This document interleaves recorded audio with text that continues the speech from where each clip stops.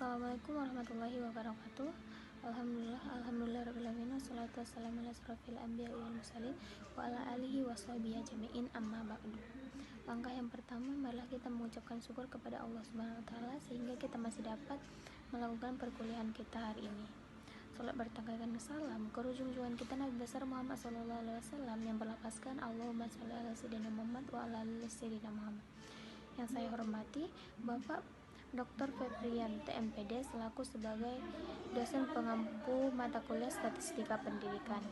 Nah, kami dari kelompok 5 akan mempresentasikan hasil diskusi kami tentang hipotesis kerja dan hipotesis alternatif, di mana kami kelompok 5 beranggotakan saya sendiri Rita Sari Fatima, yang kedua Siti Juniati Sri Bintang, yang ketiga Susan Nadia Putri.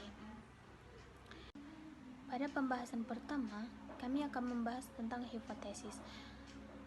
Hipotesis ini akan dibahas oleh teman kami Susan Nadia Putri. Baiklah, saya akan membahas mengenai hipotesis. Hipotesis berasal dari dua kata, yaitu hipo, yang artinya itu belum tentu benar, dan tesis, yaitu kesimpulan. Jadi, hipotesis adalah hasil atau kesimpulan yang ditentukan dari sebuah penelitian yang belum tentu kebenarannya, dan baru akan menjadi benar jika sudah disertai dengan bukti-bukti. Adapun definisi hipotesis menurut para ahli yaitu yang pertama, menurut Sekaran 2005, mendefinisikan hipotesis sebagai hubungan yang diperkirakan secara logis di antara dua atau lebih variabel yang diungkapkan dalam bentuk pernyataan yang dapat diuji. Nah, hipotesis merupakan jawaban sementara atas pertanyaan penelitian. Dalam hal ini, hipotesis sangat berkaitan dengan perumusan masalah, karena perumusan masalah merupakan pernyataan penelitian yang harus dijawab pada hipotesis. Dan dalam menjawab perumusan masalah dalam hipotesis haruslah berdasar pada teori yang empiris. Nah, yang kedua yaitu menurut Atmadilaga pada tahun 1994. Menurut Atmadilaga, penyusunan hipotesis berupa logika berpikir deduktif dalam rangka mengambil kesimpulan khusus atau hipotesis dari kesimpulan umum yang berupa premis-premis. Adapun kebenaran logika deduktif yang menganut azas koherensi, artinya mengingat bahwa premis-premis itu merupakan sumber informasi yang tidak perlu diuji lagi kebenarannya. Maka dengan sendirinya hipotesis sebagai kesimpulan dari premis-premis itu mempunyai kepastian kebenaran pula. Yang ketiga yaitu hipotesis menurut Frenkel dan Wollen pada tahun 1990. Mereka berpendapat bahwa hipotesis itu merupakan prediksi mengenai kemungkinan hasil dari suatu penelitian. Kemudian pengertian lainnya menurut dalam Yatim Rianto pada tahun 1996, ia menyatakan bahwa hipotesis itu merupakan jawaban yang sifatnya sementara terhadap permasalahan yang diajukan dalam penelitian. Nah, hipotesis ini belum tentu benar. Benar atau tidaknya suatu hipotesis tergantung dari pengujian dari data empirisnya. Nah, selanjutnya hipotesis menurut para ahli yaitu Suharsimi Arikunto pada tahun 1995, ia mendefinisikan bahwa hipotesis sebagai alternatif dugaan jawaban yang dibuat oleh peneliti bagi problematika yang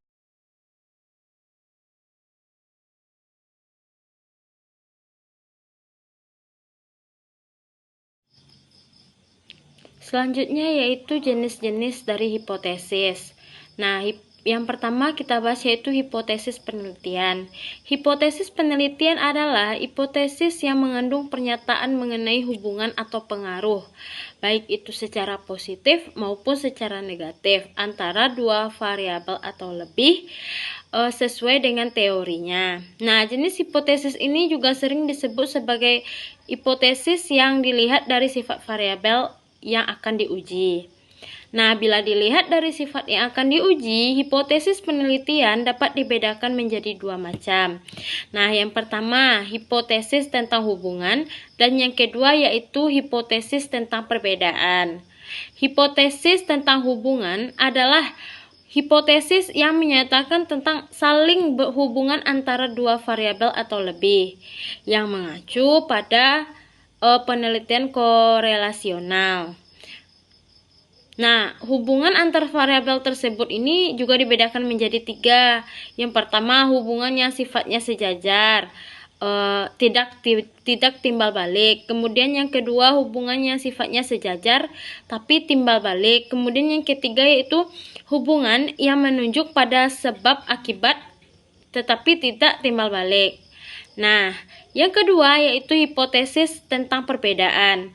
Nah, hipotesis tentang perbedaan yaitu hipotesis yang menyatakan perbedaan dalam variabel tertentu pada kelompok yang berbeda. Hipotesis tentang perbedaan ini mendasari berbagai penelitian kooperatif dan eksperimen. Nah, jenis penelitian yang kedua yaitu hipotesis dilihat dari kategori rumusannya atau hipotesis statistik.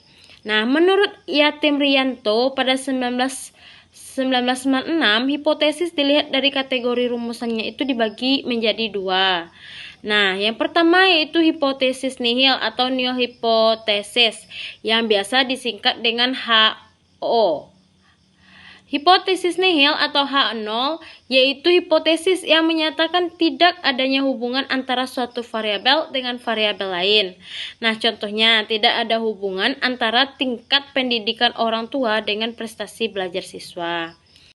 Kemudian yang kedua, hipotesis berdasarkan kategori rumusnya.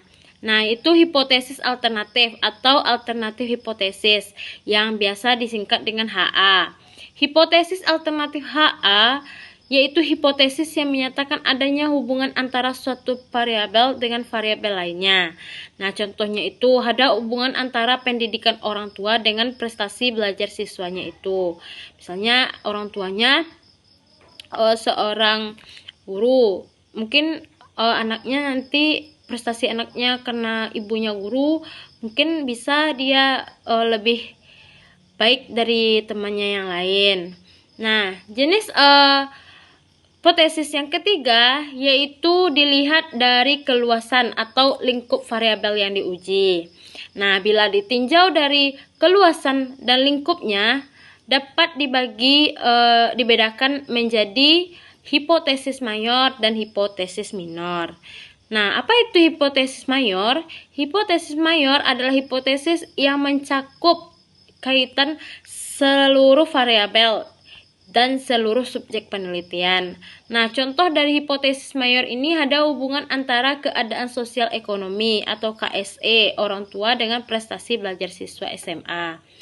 Kemudian yang kedua yaitu hipotesis minor.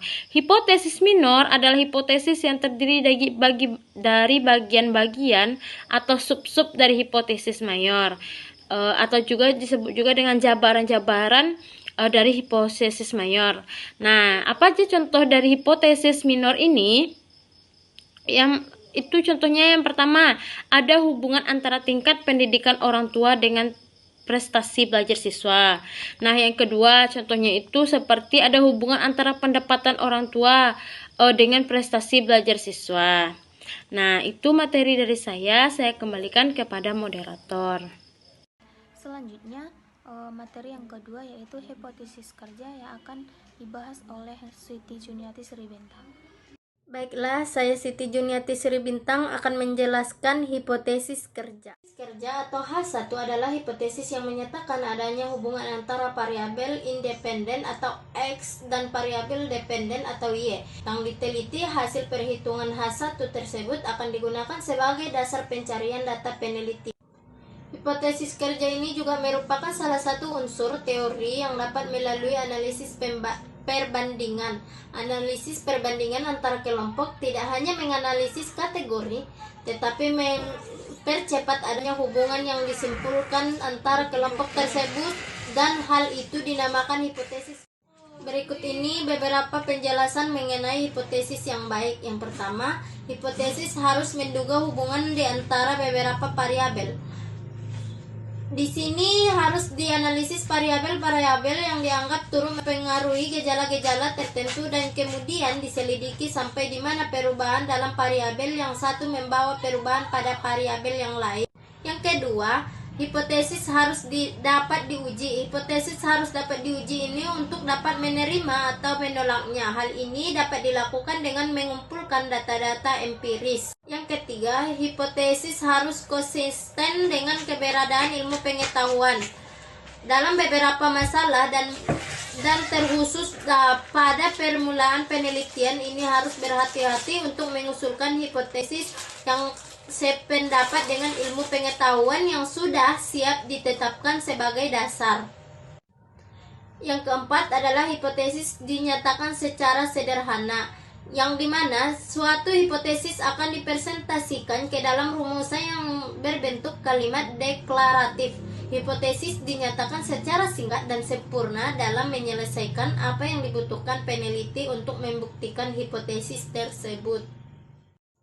Tahap analisis data secara umum. Yang pertama adalah menemukan tema dan merumuskan hipotesis kerja. Yang kedua, menganalisis berdasarkan hipotesis kerja. Dan yang ketiga, menyusun hipotesis kerja. Baiklah, cukup sekian penjelasan saya. Saya kembalikan kepada moderator. Nah, selanjutnya adalah materi yang ketiga, yaitu hipotesis alternatif yang akan dibahas oleh saya sendiri. Selanjutnya, materi yang ketiga yaitu hipotesis alternatif.